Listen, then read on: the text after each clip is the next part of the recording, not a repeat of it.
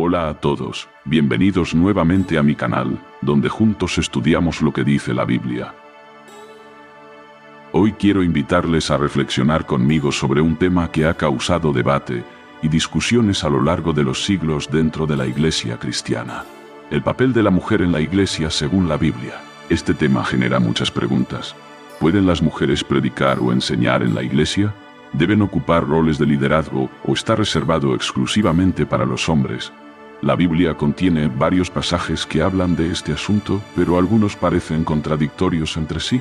Entonces, hoy vamos a profundizar en estas escrituras, examinaremos el contexto histórico en el que fueron escritas y trataremos de entender cómo se aplican a la Iglesia moderna. Comencemos estableciendo un punto importante. La Biblia fue escrita en un contexto cultural e histórico muy diferente al que vivimos hoy. La sociedad en los tiempos bíblicos era predominantemente patriarcal, lo que significa que los hombres tenían la autoridad principal en las familias, en las comunidades y en las estructuras religiosas. Las mujeres, en muchos casos, eran relegadas a roles domésticos y no se esperaba que tuvieran mucha participación en la vida pública o en las esferas de poder. Esto es algo que debemos tener en cuenta cuando leemos ciertos pasajes que parecen limitar la participación de las mujeres en la Iglesia. Pero vamos a entrar en materia y a leer uno de los pasajes más discutidos sobre este tema, que se encuentra en 1 Timoteo 2, 11-12. Este pasaje dice, que la mujer aprenda en silencio con toda sujeción, porque no permito a la mujer enseñar, ni ejercer dominio sobre el hombre, sino estar en silencio. Para algunos, este versículo es claro.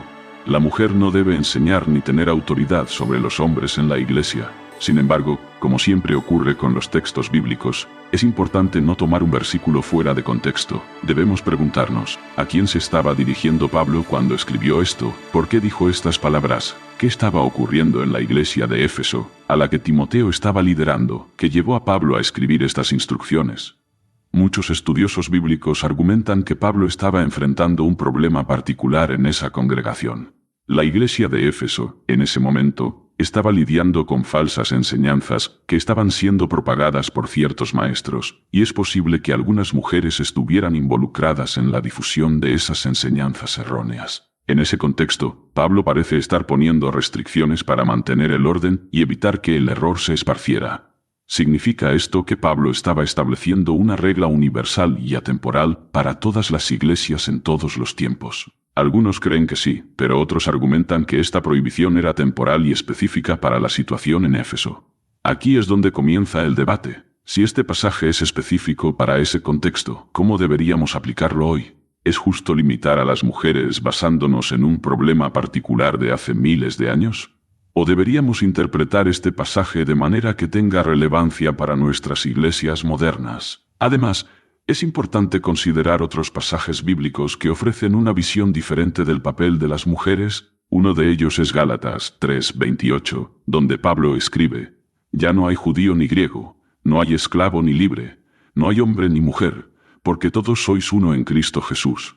Este versículo ha sido interpretado por muchos como una afirmación de la igualdad fundamental entre todos los creyentes en Cristo. No importa tu origen étnico, tu estatus social o tu género, en Cristo todos somos iguales. Si este es el caso, ¿no debería esto implicar que las mujeres pueden participar plenamente en todos los aspectos de la vida de la Iglesia, incluyendo el liderazgo y la enseñanza? Este versículo parece entrar en conflicto con 1 Timoteo 2:12, al menos en la superficie.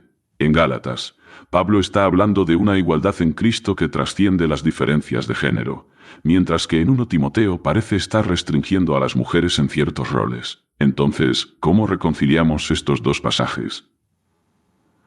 Algunos sugieren que 1 Timoteo trata de cuestiones de orden en la iglesia local, mientras que Gálatas 3:28 habla de nuestra igualdad espiritual ante Dios. Es decir, todos somos iguales en valor e importancia, pero aún así podemos tener roles distintos dentro de la iglesia. Pero la discusión no se detiene aquí.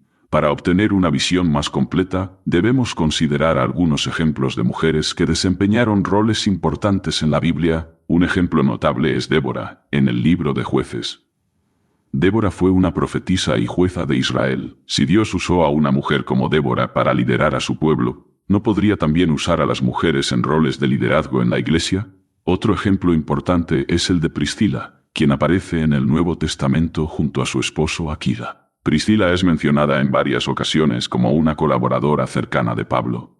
En Hechos 18:26 se nos dice que Priscila y Aquila tomaron a Apolos, un predicador elocuente, pero con lagunas en su enseñanza, y le explicaron con mayor precisión el camino de Dios. Aquí tenemos a una mujer, junto a su esposo, corrigiendo y enseñando a un predicador.